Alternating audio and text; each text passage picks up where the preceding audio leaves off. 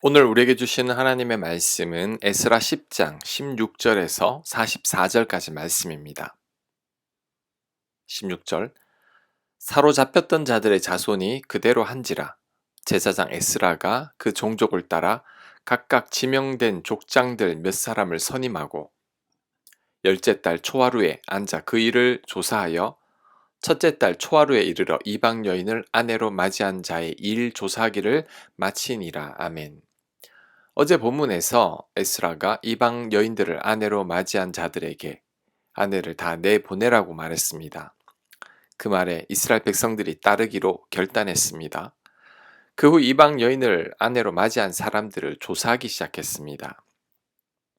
열째 달 초하루의 조사를 시작해서 다음에 첫째 달 초하루의 조사가 끝이 난 걸로 봐서 그 조사가 3개월이 걸렸는데 그리 많지 않은 인구의 3달이나 걸린 것을 보면 저항이 좀 있었던 것 같습니다.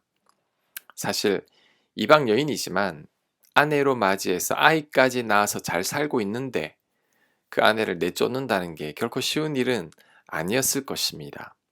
심지어 자녀까지 내쫓아야 할 수도 있습니다. 그러니 이 조사에 적극적으로 응하지 않았던 것 같습니다. 내 아내가 이방인이 아니라고 하면 시침이 뚝 떼버리면 아내를 내쫓지 않아도 되니 일부 유대인들은 이방 여인을 아내로 맞이한 것을 감추려고 했을 것입니다. 아마 그로 인해 조사 기간이 길었던 것 같습니다. 자, 18절.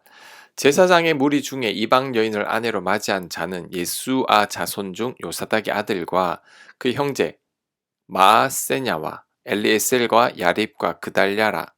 그들이 다 손을 잡아 맹세하여 그들의 아내를 내보내기로 하고 또 그 죄로 말미암아 순양 한 마리를 속건제로 드렸으며 또 인멜 자손 중에서는 하나니와 스바다요. 아멘.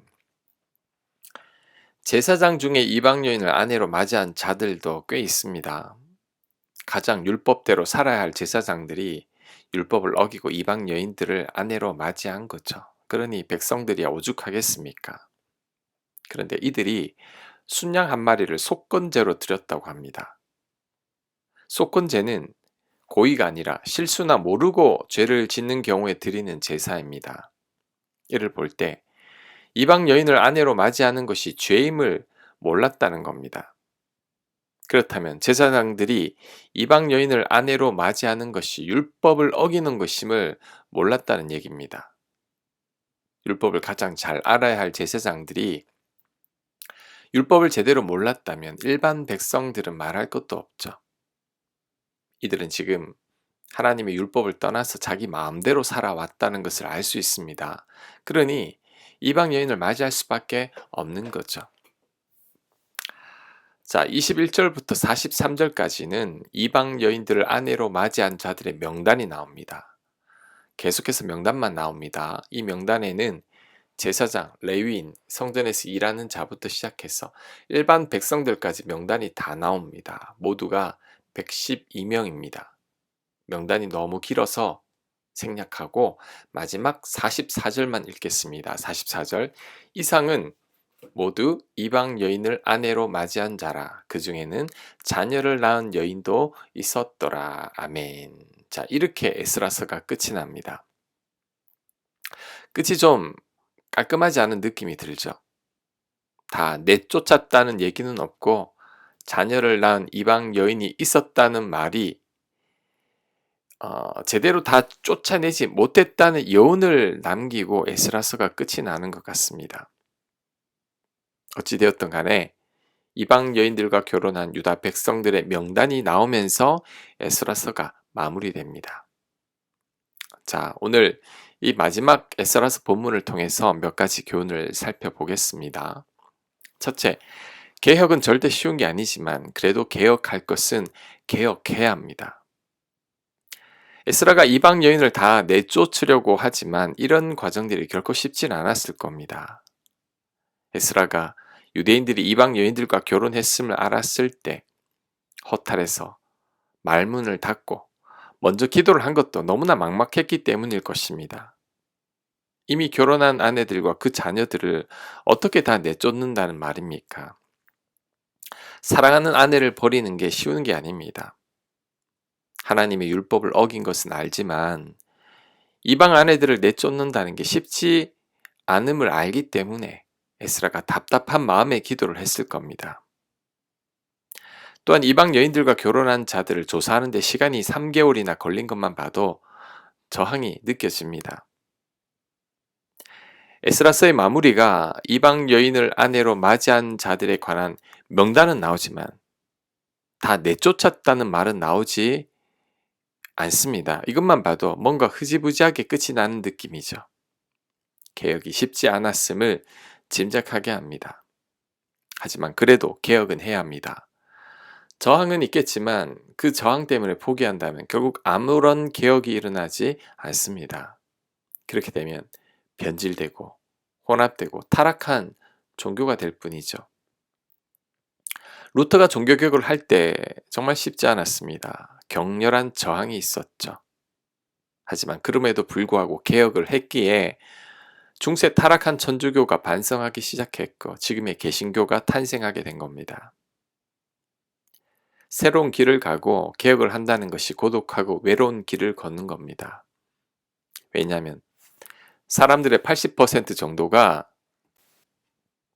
새로운 변화나 개혁을 반대하는 성향이 있기 때문입니다.